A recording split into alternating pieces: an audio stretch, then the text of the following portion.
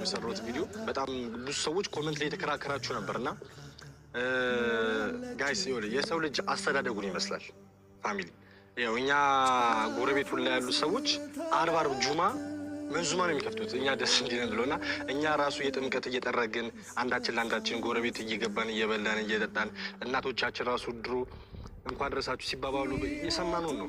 ባረከላሁ ፊኩም ሐባይቢ ይሄንን ቪዲዮ በደንብ አድርጋችሁ ኮፒ ሊንክ ሼር አድርጋችሁ ላይክ አድርጋችሁ ሳያውቁ ለሚሳሳቱ እህት ወንድሞች ሼር አድርጉልኝ። ጀዛኩሙላሁ ኸይረን ለነሱ እንዲደርሳችሁ። በመጀመሪያ ሰላም አለይኩም ወራህመቱላህ። በርግጥ እዚህ ሶሻል ሚዲያ ላይ ሳያውቁ ከሚሳሳቱ ሰዎች የበለጠ እያወቁ የሚሳሳቱ ሰዎች በጣም ብዙ ናቸው፣ የታወቀ ነው። አላሁ ተባረከ ወተዓላ በተከበረ ቃሉ በሱረቱል ኢስራ تقريبا أنقذ أسرى أمست لمن بعد أعوذ بالله من الشيطان الرجيم وما كنا معذبين حتى نبعث الرسول لنا إنكو يسول جوتين يمنك أتعيد لنا ملك تسكي درساتشو نبيين اسكن لك اللاتشو درس يسول جوتين بجهل الناتشو يمنك أتعيد لنا تادع يهي قرآن أنقذ أهم بلالن تولد نجا ما سرجاي هوننا الوي نو وي هوننا لما እኛ ጋር መልእክት ደርሶናል። አሁን ላይ ቴክኖሎጂ ተስፋፍቷል። የሶሻል ሚዲያ ሰዎች ነን። ትምህርት በየቦታው አለ፣ መልእክት በየቦታው አለ፣ ኡስታዞች በየቦታው አሉ፣ ቁርአን ሐዲስ በየቦታው አለ።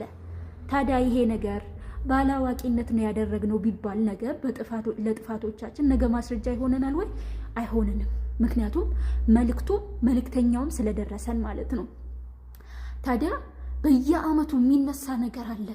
ክርስቲያን ወገኖቻችን እንኳን እናደሳላችሁ እንደዚህ የሚያደርጉ ሰዎች ሙስሊም ሆኖ ሐቂቀተን ትኩረትን ፍለጋ ነው።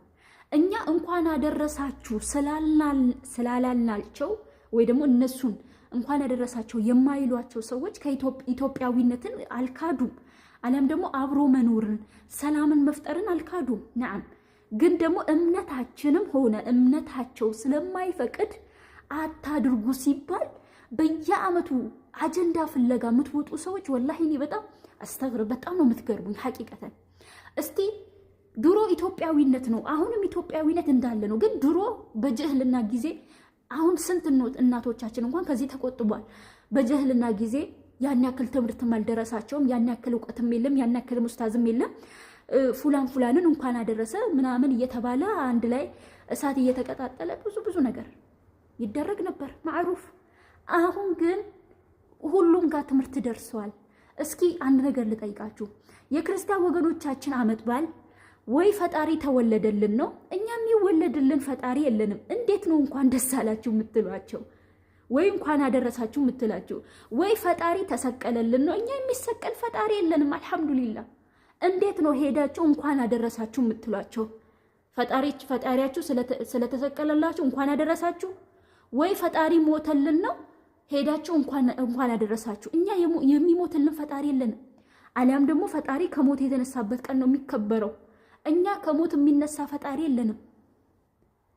ምን ሆናችሁ ነው የራሳችሁን እምነት እንደው በራሳችሁ ህይወት ላይ ሹፌር መሆን ያቃታችሁ? ለምንድን ነው በሰው ህይወት ላይ ሄዳችሁ ረዳት የምትሆኑት?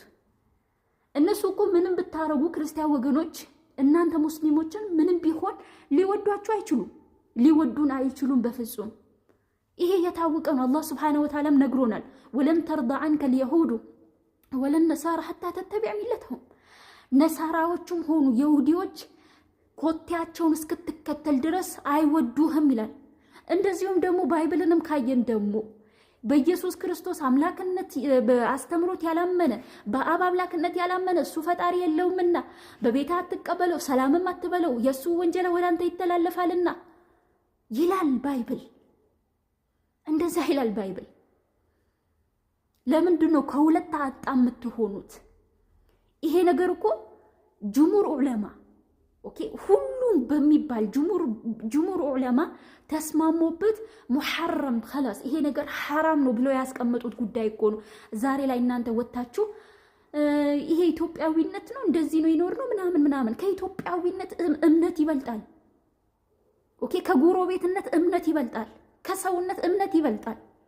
ከእምነት ቀጥሎ ነው ሰውነት የሚቀጥለው፣ ከእምነት ቀጥሎ ነው ጎረቤትነት ኢትዮጵያዊነት የሚቀጥለው፣ ከእምነት ቀጥሎ ነው። ነገ ፈጣሪ ዘንድ ቆማችሁ ስለ እምነታችሁ ነው የምትጠየቁት እንጂ ስለ ጎረቤታችሁ አይደለም የምትጠየቁት፣ ስለ ኢትዮጵያዊነት አይደለም የምትጠየቁት። ወላሂ አድቡ። ከሁለት አጣ እንዳትሆኑ እህት ወንድሞቼ። ትኩረትን ፍለጋ የምታደርጉት ነገር ከእምነታችሁ እንዳያስወጣችሁ። ኦኬ ይሄ ፎሎሬን አጣለሁ ሰብስክራይቤን አጣለሁ ብላችሁ የምታደርጓቸው ነገራቶች እምነታችሁን እንዳያሳጧችሁ።